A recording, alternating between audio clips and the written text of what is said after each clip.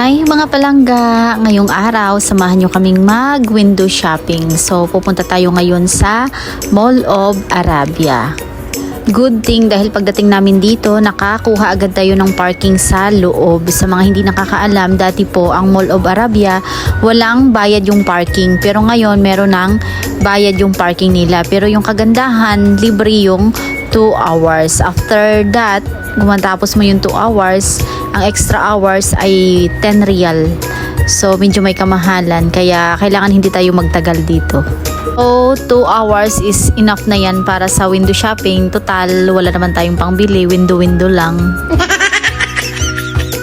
Anyway, after naming maglakad-lakad, napadaan kami dito mga palangga sa isang shop. Hindi ko lang alam kung ang shop na ito ay bago or ngayon ko lang nakita kasi hindi naman kami ganun kadalas na pumupunta sa mga mall. At nagustuhan ko nga ito dahil puro ito skincare, lalo na may kinalaman sa pores. So, madalas nabubudol ako pagdating talaga sa mga skincare kasi talagang kailangan talaga ng skin natin ng deserve na pangangalaga. Medyo may kamahalan pero mukhang effective naman kaya ayan, itatry natin. Lalo na ngayon may breakout na naman ako pero pa-heal na naman. After naming maglakad-lakad ayan at dumaan kami dito sa food court para kumain ng isa sa mga favorite namin. Ito yung lokal na delicacy ng Arab, ang kubos. Tapos isasawsaw mo lang siya dito sa kanyang sauce. So ang pagkain niyan, ayan, magpipilas ka lang ng konti.